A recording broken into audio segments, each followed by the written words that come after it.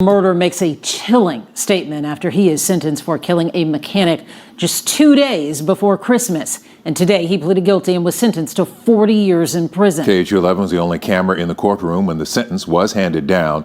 Anieli Ruiz, who has covered this story from the beginning, was there, has a reaction from the family. Anieli? Some cases make headlines because of a twisted mystery. Others grab your attention because of how ridiculously trivial the motive is. We're looking at a story out of Houston, Texas, where the final legal chapter just wrapped. For anyone who's ever worked a service job, run a small business, or just asked a customer to pay an invoice, the setup here is going to feel uncomfortably real. A 29-year-old auto shop owner asked a customer to pay a $500 bill. For that, he was chased across a parking lot and shot dead, just 2 days before Christmas. The facts of the shooting are grim enough, but what the admitted shooter did months later in front of a judge is what cemented this case in the minds of everyone in that courtroom. Let's look at how a routine Friday afternoon fell apart. It's December 23, 2022. If you live in Houston, you know the vibe right before the holidays. The highways are packed, the North Freeway is gridlocked, everyone is stressed, rushing around trying to wrap up the work week and get ready to host family. Luis Casillas was 29. He was married, raising 2 toddler girls, and he made his living turning wrenches. He owned a small independent auto repair shop off the North Freeway. Running a standalone garage is a tough way to make a living. You don't have a corporate HR department or a legal team. Your paycheck depends on your reputation, the sweat you put into the cars, and the basic trust that your customers will actually pay you when the job is done. That Friday, Luis just wanted to clear out his lot, finish the remaining jobs, collect the cash he was owed, pull down the metal rolling doors, and go buy Christmas presents for his daughters. One of the jobs sitting in his lot was a heavy-duty pickup truck. It belonged to a 20-year-old named Raudel Orozco. Luis had finished the repairs. In the process, he bought the necessary replacement parts out of his own pocket. That's standard practice for an independent mechanic. Factoring in the cost of those parts and his manual labor, the final bill came out to roughly $500. In the auto repair world, especially for work on a large truck, $500 is cheap. It was a fair charge for honest work. Luis called them up to let them know the truck was ready. But when Raudel Orozco and his crew showed up, they made it clear they weren't paying. This didn't start as a negotiation. They didn't show up to haggle over the price of parts or ask for a payment plan. Witnesses saw 2 customized, lowered Chevy Silverado pickup trucks pull aggressively into the auto lot. When the doors opened, multiple men stepped out. They had guns. That completely changes the reality of the situation. In the independent mechanic world, disputes over payment happen all the time. Usually a shop owner will simply hold on to the keys or file a mechanic's lien against the vehicle's title until the debt is settled. It's a civil headache. But a mechanic's lien means nothing when the customer is standing in front of you with a firearm. Luis saw the guns. He was outnumbered, unarmed, and facing guys who were immediately aggressive. So he made the smartest call he could. He backed down. He told them to keep the money and take the truck. He was willing to eat the cost of the parts he bought and give away his labor for free. He gave them exactly what they came for. Usually, that's where the story ends. The thieves get their free truck, and the mechanic goes home alive. But they didn't leave. Even after Luis handed over the vehicle, the shouting didn't stop. The guns stayed out. Luis realized that giving them the truck wasn't going to fix this. They were going to hurt him anyway. He ran.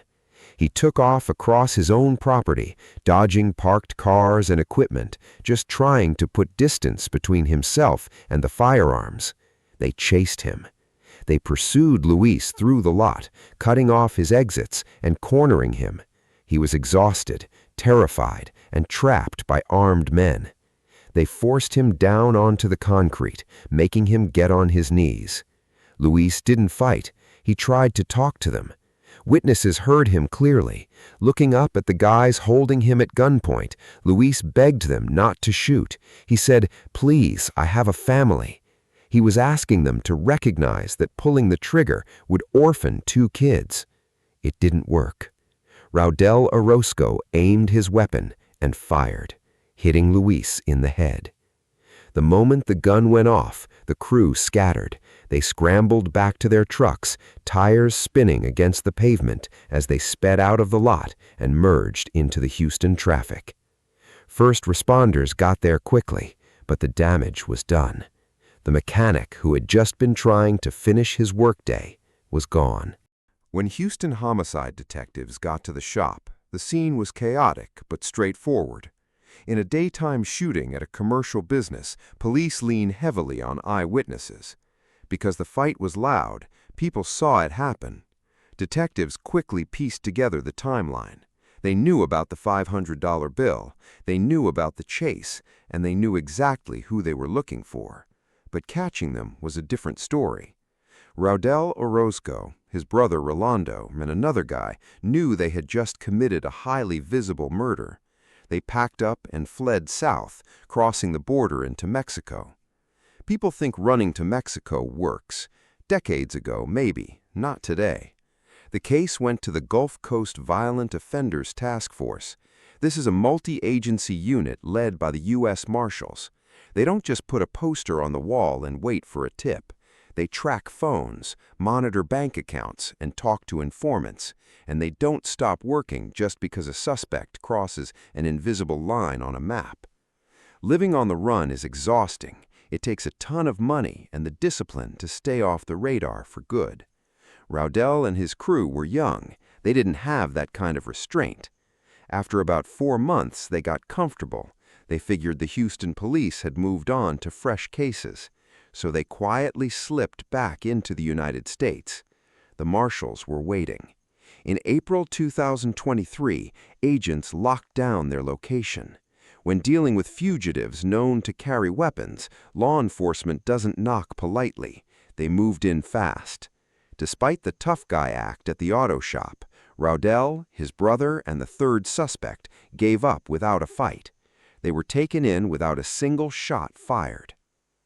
When you sit a suspect down in an interrogation room, detectives usually just let them talk. They already have the facts. They just want to see what kind of story the guy tries to sell. Raudel didn't ask for a lawyer right away. Instead, he tried to spin it. First, he told the cops the fight wasn't over a repair bill. He claimed he only went to the shop because Luis had stolen his truck. Detectives didn't buy it. If a local business steals your car, you call the police with your registration. You don't roll up with an armed crew to take it back yourself. When they pressed him on the actual shooting, Raudel shifted gears. He claimed it was an accident. He said there was a scuffle and the gun just went off.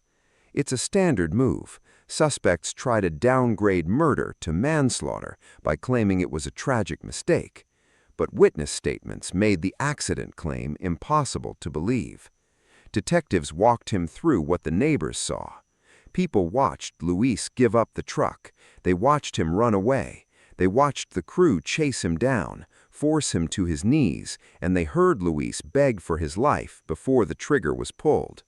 You don't accidentally chase a guy across a parking lot and accidentally shoot him in the head while he's on his knees. The story fell apart, and Raudel was booked into Harris County Jail for murder. The Harris County court system moves slow.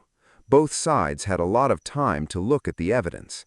For the defense, taking this to a jury was a massive risk.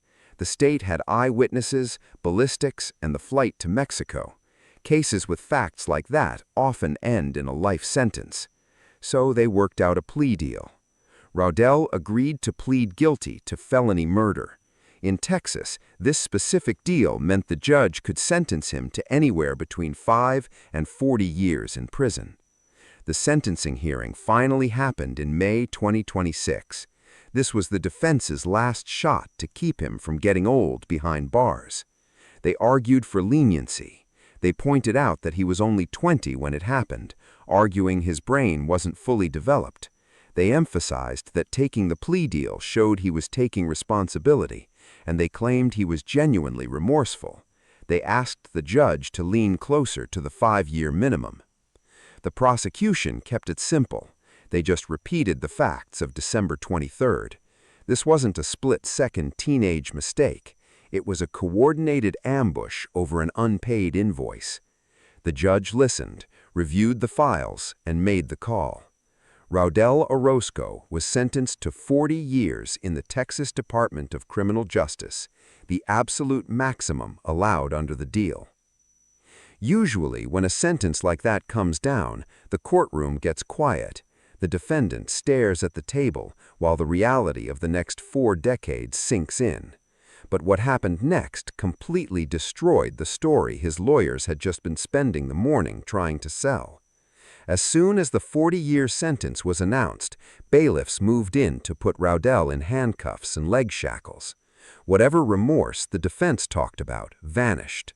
While he was being shackled, Raudel turned and looked directly at the gallery. He locked eyes with Luis Casillas' family. He didn't apologize. He started yelling at them in Spanish.